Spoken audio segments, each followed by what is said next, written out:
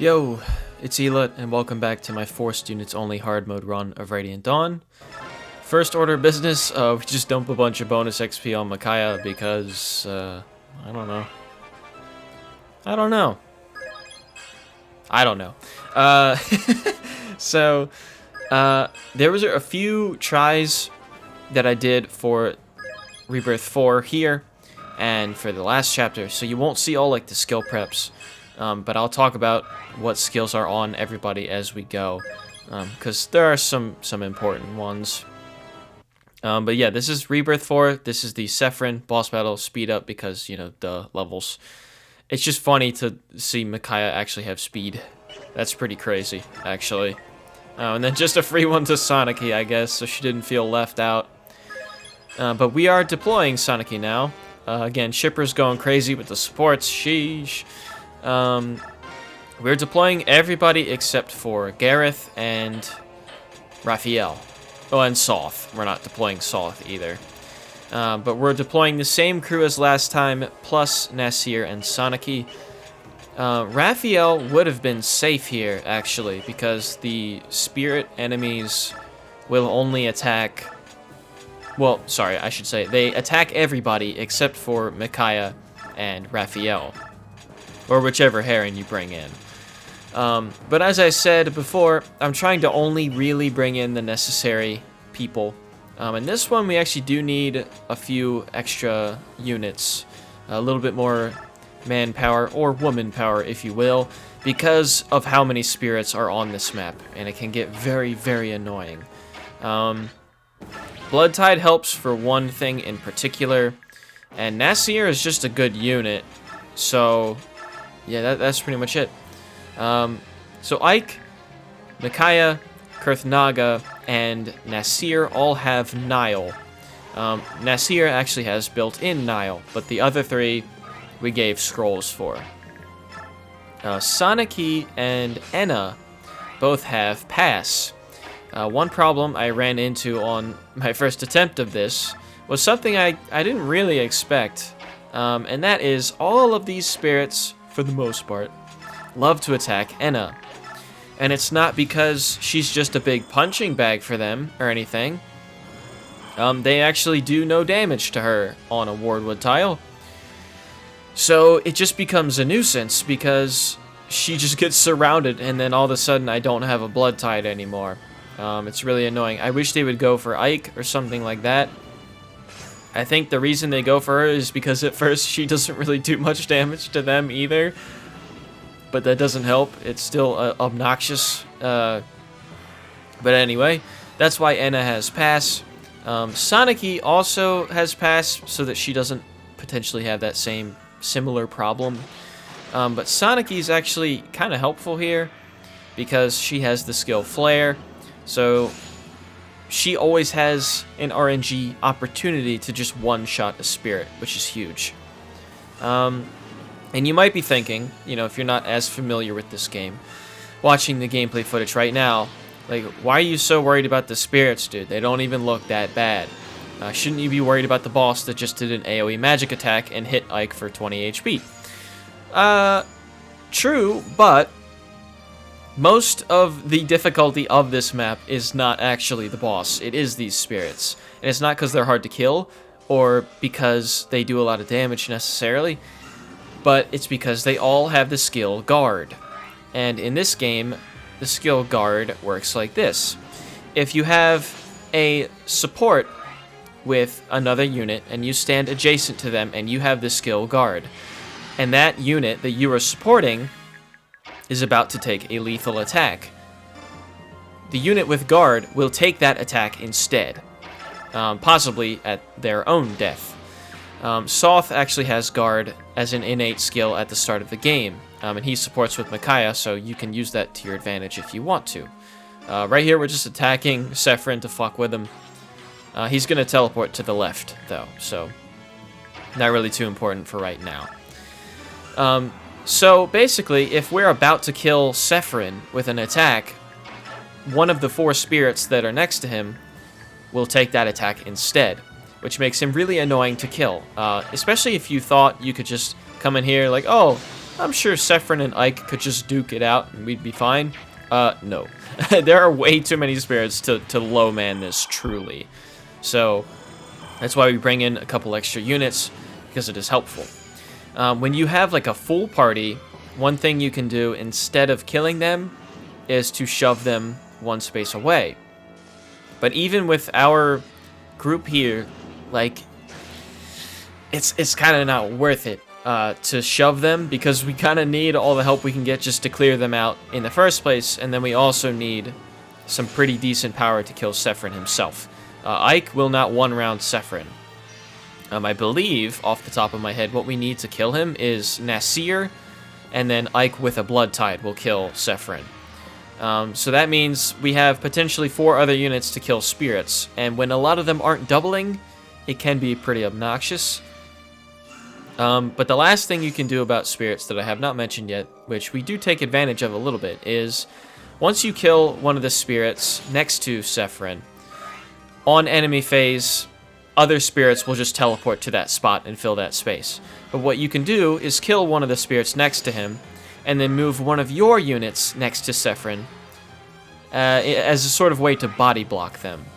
And that works basically just as well as shoving, but you know, when you have less units, shoving isn't necessarily the best thing or the most useful thing. It's also not very viable to just kill a bunch of spirits and wait them out until there are no more reinforcements. I looked at the reinforcements for this chapter like a while ago, and I think that these spirits keep coming until around like turn 45 or something ridiculous. So that's not really such a good idea either. But yeah, so now we're going to start to move some of our fellows over here. Enna has passed, so she can get through. Kurth will be trapped for a little bit, but it's not that big of a deal. And one thing I figured out a little bit later, and I made the mistake just now with Nasir, is when you don't have a bunch of super powerful combat units for these spirits, like units that can't really one-round them consistently, a lot of times it's better to weaken the spirits that are next to Sephron instead of outright killing them. That way it's easier to kill them on the next turn, and then you need sort of less power to clear them out so that you don't have to worry about guard and you can actually kill Sephron. But we eventually do take advantage of that. Sanaki killed that one so that Kurth could move again. Big level up. Nice. Yeah, see, Kurth not doubling. He will double with White Pool, though, if he's standing next to Nasir. So yeah, there's going to be another AoE magic attack. I think Ike takes a bit of a beating from this one. Yeah, a little bit.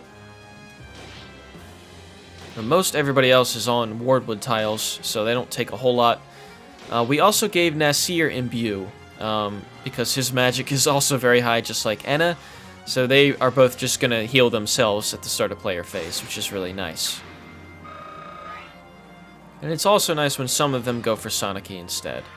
But see right there, that spirit before this one teleported one space just to be next to Sephron so that they could abuse guard again, which is the whole problem of this map.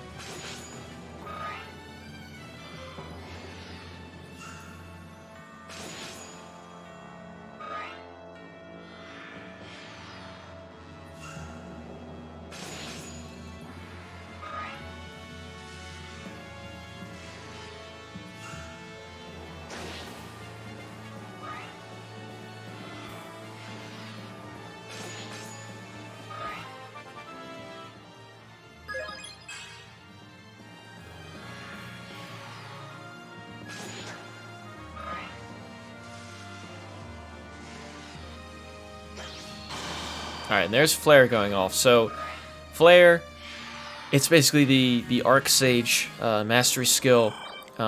It nullifies resistance and heals the user. So that's why Sanaki got 12 HP back, which is cool.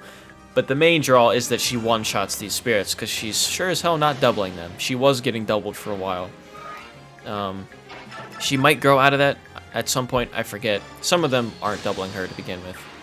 But the flares are nice, and I believe we do move Enna here next to Sephron, because Sephron is doing double 9s to Enna. He has some crit rate on everybody, but double 9s is nothing.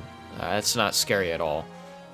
The only time Sephron's crit rate is actually, like, worth noting is he has, I believe, 7% chance to crit on Ike.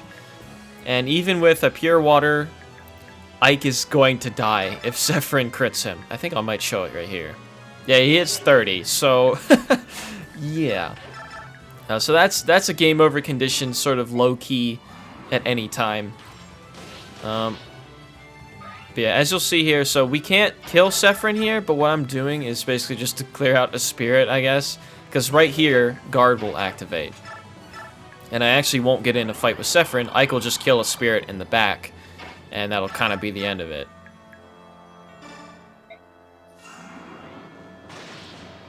Yeah. It's an annoying skill. And of course, Sephron has the skill that Deginsia had, which heals him for his luck stat at the start of enemy phase. And you'll see actually at a certain point too, when Sephron chooses to attack instead, the spirits will also use their turn to heal Sephron back. So, God, they're all very annoying. They're all super annoying.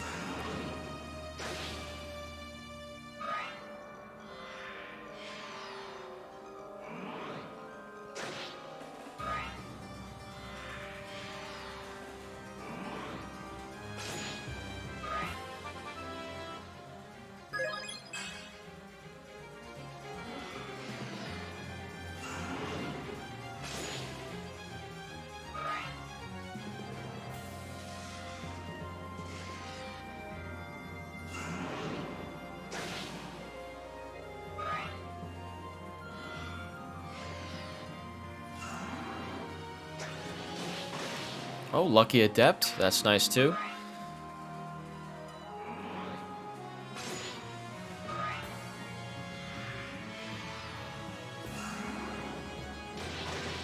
And this is so weird, because you see that one just did 18 damage to Ike. You would think that the AI would see, oh, if we just dogpile onto the Lord, that's an easy game over. But they generally don't do it. It's like when they get bored of Enna and Sanaki, they just start attacking Ike. The order of operation is very strange.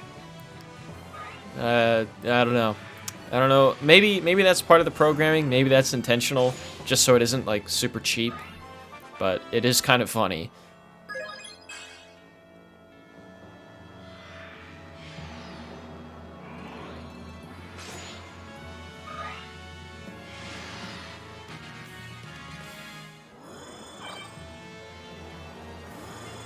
Alright, so imbue's going off. Nice.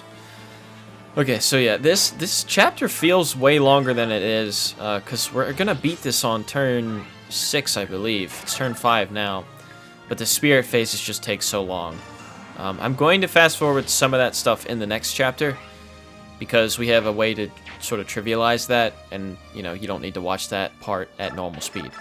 But here, it's like kind of the whole map, so, you know, just playing things normally. But right now, we're across the board either killing spirits that are not next to Sephron, or weakening them, generally speaking.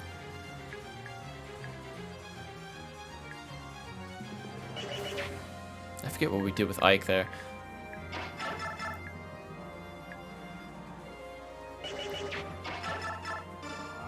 But yeah, see, Nasir is like low-key perfect for that. Just for setting them up for the next turn. And then I believe we just heal with Micaiah. Okay. Pure water's kind of not necessary, but I get it. I don't think it really changes a whole lot in this context, but, you know, it's never wrong, I guess. But you'll see here, so this is a normal attack instead of like a long range. He goes for Kurthnaga. And now they'll go to heal him. It's so stupid.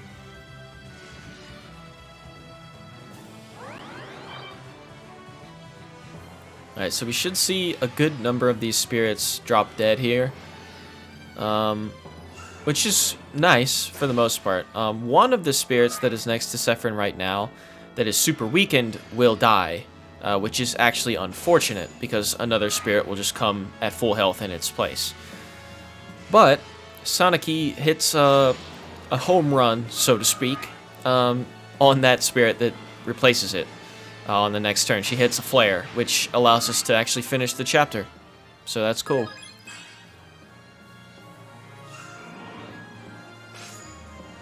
And of course, this is the one time that Anna doing no damage is actually nice.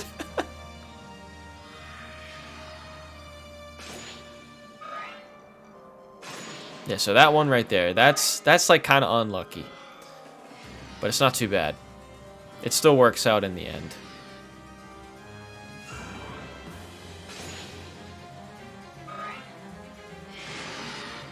Jeez, so many spirits.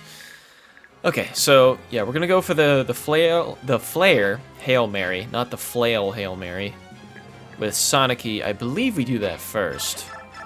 Okay, Micaiah maybe first. That one's fair too. Yeah, it's like it's the same, but it's different.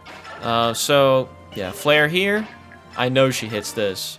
We just talk for funsies. It doesn't matter. I think that was probably an accident, but you know.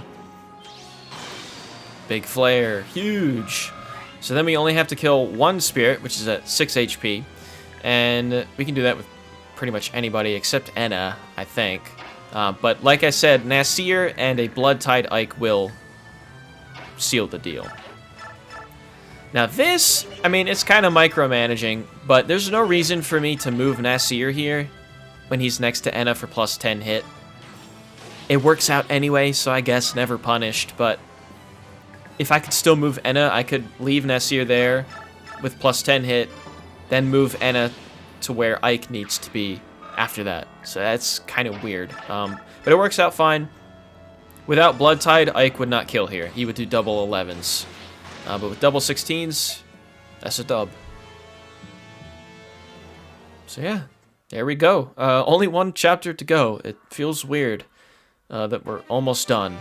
That's a Rudolph gem that Sanaki got. It gives her like defense bonus, but it doesn't really matter. But thanks for watching.